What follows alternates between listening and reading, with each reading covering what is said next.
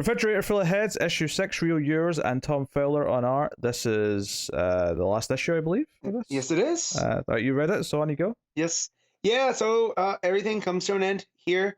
We get a flashback of the two government agents, and they work at Los Alamos in this department of basically it's the department of strange metals, in that it involves the metal that created a lot of these artifacts comes from space and is from a meteorite.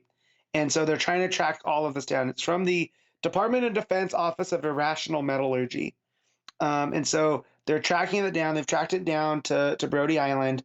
And you find out that Calvin, the guy, is married with a baby on the way. Because of course he is. Because this is like any 80s type thing.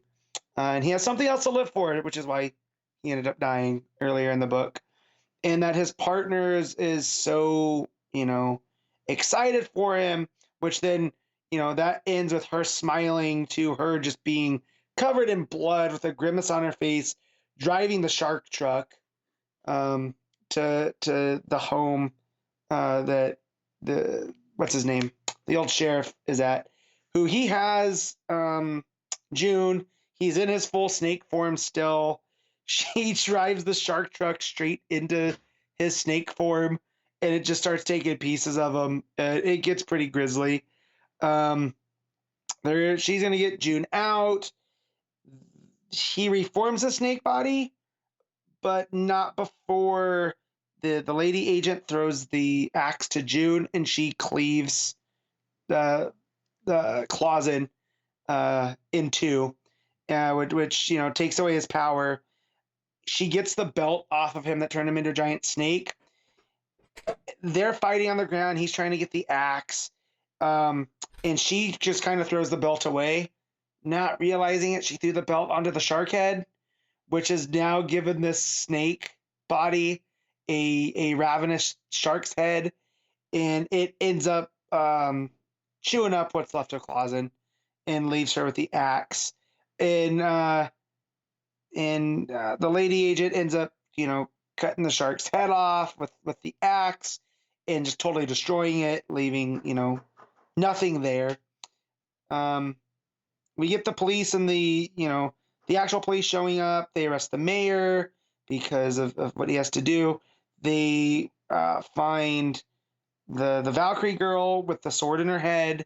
So they pull that out, and it's just a nasty looking crime scene. They find all the heads in the refrigerator, and they're talking. One of them says, "Hey there." But June and the lady, which I feel like I should know her name, but as I'm reading, I can't find it. Just basically saying that there's, this is all over. You're not gonna have to worry about it again. You're just gonna have to answer a bunch of questions from the government. And they put all the heads in these boxes, and they're missing the belt. So they have, the axe, the sword. I forget what the fourth item was, but they are missing the belt. June and her are talking, and that just basically, everything's so dark. But she says, I would tell you to be strong, but you need to, embrace the light with your soul, because, the soul's a shining light. It illuminates everything, and it gives you stuff to live for. And that, she tells June that this is just the start of your journey, and it won't stay dark forever. It's because the sun always comes up. And they drive over the bridge, and, it goes to a bit of a flashback to 24 minutes before her and June are talking, and a deer comes out of the forest to the house where everything has gone on. And it's the deer that was carrying the biker's head. And he's like, no, it's glowing. You got to pick it up. And he instructs the deer to pick up the belt, to which then he drops the belt onto the guy. And that's where it ends. So it seems like they're trying to leave it open for maybe a sequel if they want. But I also feel like, tying this to the meteorite, there's a bigger story here that I feel with Hill House is there. because it was making me think of the Dollhouse family, and the mythology that was built into there.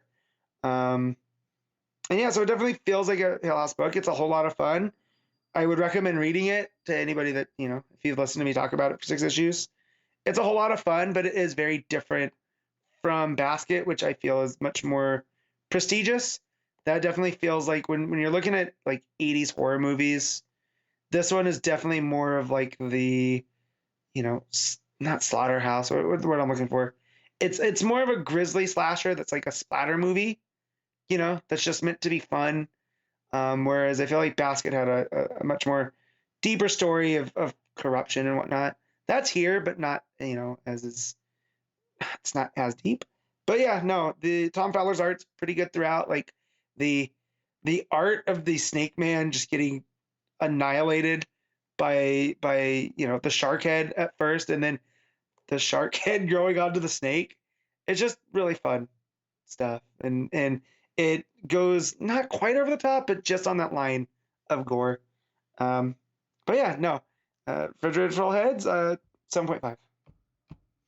Cool. Yeah. It's something I'll probably read at some point when I'm in the mood, because I feel like it's something that I would read quite quickly as a trade. Yeah, it definitely will. And again, it's a lot more. I throw fun around a lot like it's meaningless, but there is a sense to it that is a lot more fun. Just even the art style and everything than the first was. Like you have Viking bikers, like it's just kind of over the top in that way, and I really enjoyed it.